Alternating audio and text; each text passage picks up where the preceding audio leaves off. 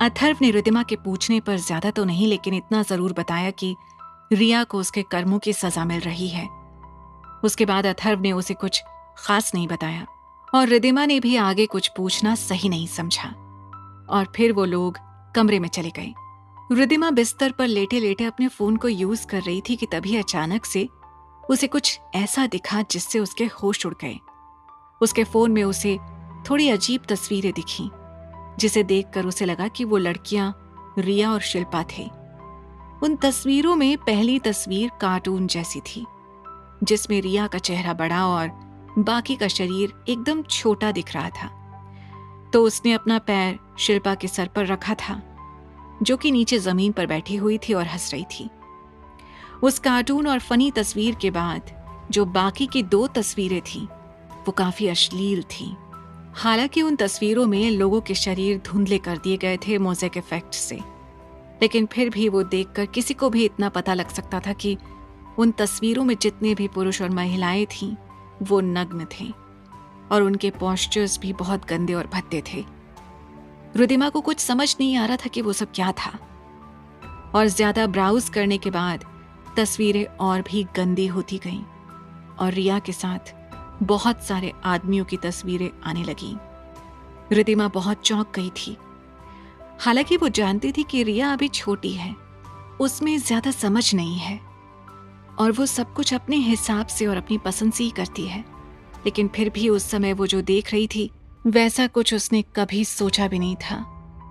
जैसे जैसे रिद्धिमा तस्वीरें देखने के लिए स्वाइप करती रही, वैसे वैसे वो तस्वीरें और भी ज्यादा खराब होती रहीं।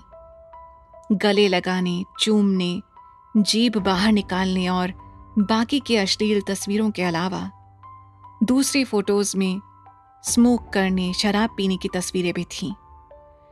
जो तस्वीर रिद्धिमा देख रही थी वो बिल्कुल अकल्पनीय थी। ऐसा लग रहा था जैसे वो किसी नाइट क्लब की प्रिंसेस हो। और फिर रिद्धिमा सोचने लगी कि तभी इतनी सुबह सुबह मिस्टर ओबरॉय का फोन बार बार आ रहा था, और वो सोचने लगी कि ये खबर अगर फैल गई तो उनके परिवार की इज्जत का क्या होगा। उसके बाद रिद्धिमा ने आगे इससे रिलेटेड आर्टिकल्स पढ़े और उसकी आंखें खुली की खुली रह गईं। उसमें लिखा था कि शिल्पा ने पहले साहित्यिक चोरी की, मतलब ऐसा कुछ किया जिसे लोग प्लेजरिज्म या फिर नकल या गैर कानूनी काम करना भी कहते हैं, और उसमें यह भी लिखा था कि शिल्पा पर मुकदमा भी चल रहा था।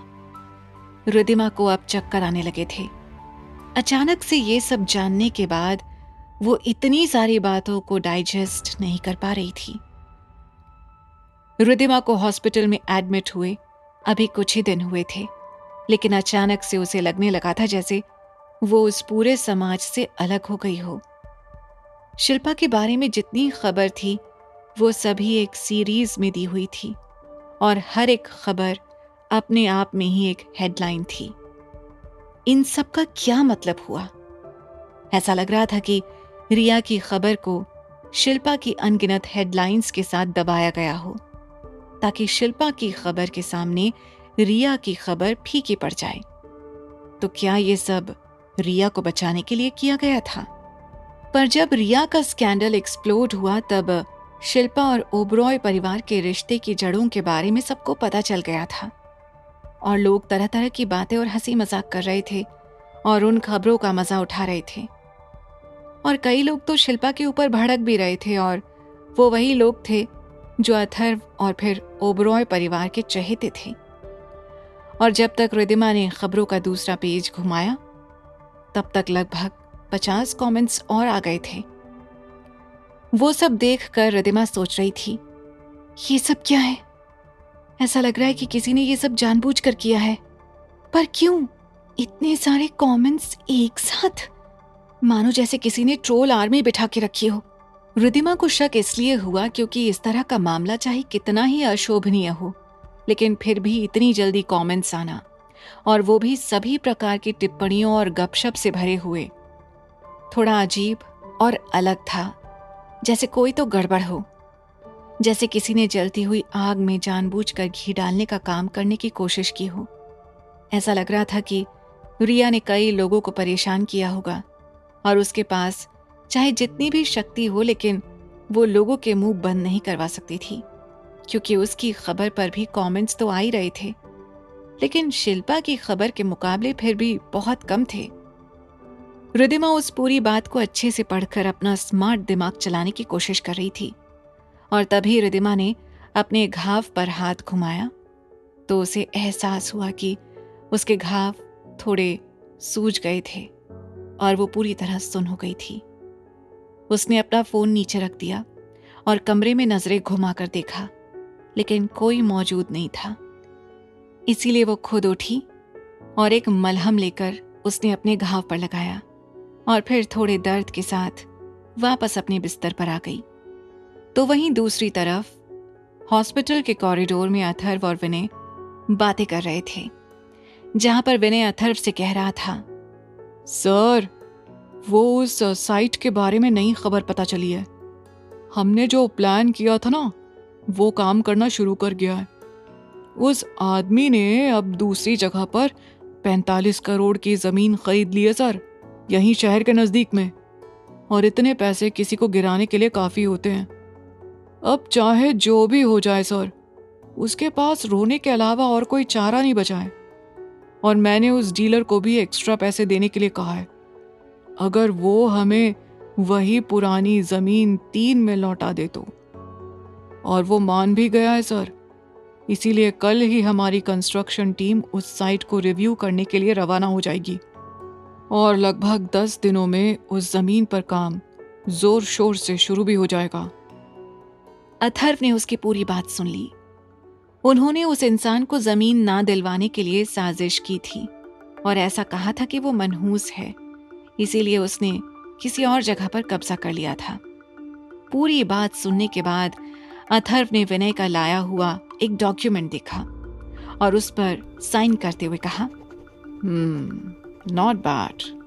जैसे ही विनय ने अथर्व के हाव भाव देखे, वो समझ गया कि उसके दिमाग में कुछ और चल रहा था, क्योंकि इतनी बड़ी बात सुनने के बाद भी उसका कोई खास रिएक्शन नहीं था।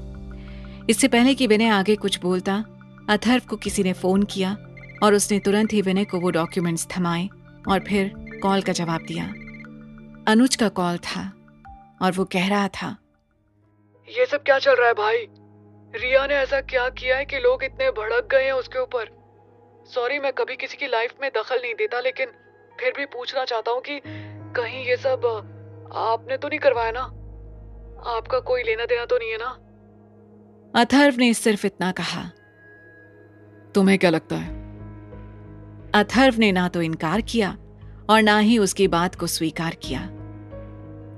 वहीं दूसरी तरफ अनुज अथर्व का जवाब सुनकर कुछ काम करते करते अटक गया और कहा, देखो भाई, मुझे नहीं पता कि ये किसने किया है, लेकिन अगर आपने किया है तो आपको समझना चाहिए था ना कि आपके नाम के साथ भी ओबरॉय जुड़ा है। तो ये सब करते हुए आपको बिल्कुल भी तकलीफ नहीं हुई क्या?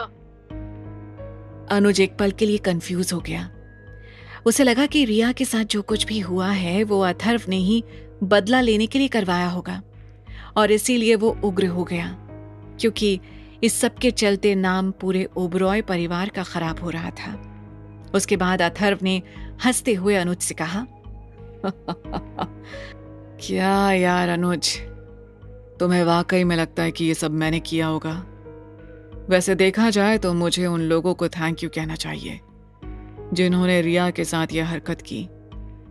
उन्होंने इनडायरेक्टली मेरी मदद की। जो इंसान दूसरों को दुख पहुंचाता है उसके साथ और क्या ही होगा। और उसने मेरी रिद्धिमा को और मुझे जो दर्द दिया था उसे कैसे सहन किया जाता है वो अब उसे पता चल रहा होगा। अथर्व को वाकई में बहुत गुस्सा था रिया के प्रति, और कहीं ना कहीं वो इस पूरी घटना के बाद थोड़ा खुश भी था कि अब रिया को पता चलेगा कि जब लोगों की इज्जत दांव पर लगी हो तो कितना ज्यादा दर्द होता है। उसकी बात सुनकर अनुज समझ गया कि अथर्व ने वो सब नहीं किया था, इसीलिए उसने सिर्फ असहाय होकर अथर्व से कहा, भाई मुझे लग ही रहा था मुझे आपको कॉल नहीं करना चाहिए, वरना आपको गुस्सा आ जाएगा। अथर्व ने अनुज से कहा, हाँ, मुझे भी ऐसा ही लग रहा है फिलहाल कि मुझसे कोई बात ना करे। जैसे ही अथर्व ने फोन रखा, विनय ने उससे कहा। सर, ड्रैगन ग्रुप का वो जो नेता है ना, वो अपनी रेपुटेशन को लेकर बहुत कॉन्शियस है। मैंने सुना है कि अब ये घटना होने के बाद वो अगले 2 या 3 महीनों तक किसी से भी नहीं मिलेगा और कोई उसे देख भी नहीं पाएगा। अथर्व को रिया पर गुस्सा आ रहा था और उसने विनय से कहा, अगर हम रिया को उसकी जगह नहीं दिखाएंगे तो उसे यही लगेगा कि वो सच में कोई मिस यूनिवर्स है। खैर वो छोड़ो, मैंने तुम्हें जिस चीज के बारे में पता लगाने के लिए कहा था उसका क्या हुआ? जैसे ही अथर्व ने यह सवाल किया, विनय ने तुरंत ही अपना ब्रीफ केस खोला और उसमें से एक क्राफ्ट पेपर बैग निकालते हुए कहा, सर, उस वीडियो के बारे में जांच करने के बाद मुझे पता चला है कि उस वीडियो का संबंध वाकई में तृष्णा से ही था। उस होटल की तस्वीरें कुछ पत्रकारों ने उस वक्त ली थी जब उन्हें गलत इंफॉर्मेशन देकर वहां पर धोखे से बुलाया गया था, और ऐसा सुनने में आया है कि तृष्णा ने वही तस्वीरें किसी रिपोर्टर को ज्यादा पैसे देकर खरीदी थी। ये तस्वीरें देखकर पता लग रहा है कि ये सभी तस्वीरें सामने की तरफ से खींची गई हैं सर, और तृष्णा के परिवार में से और भी काफी गंध मिला है, जिसे देखकर मैं तो बहुत चौंक गया था। मैं ये बात कैसे बोलूं सर, लेकिन ये लड़की ना सच में बहुत ही घिनौनी है, क्योंकि इसने जो कुछ भी किया है शायद ही कोई और करेगा। उसके बाद कुछ सोचते हुए उसने आके कहा, मुझे तृष्णा के परिवार के बारे में और भी कुछ पता चला है सर।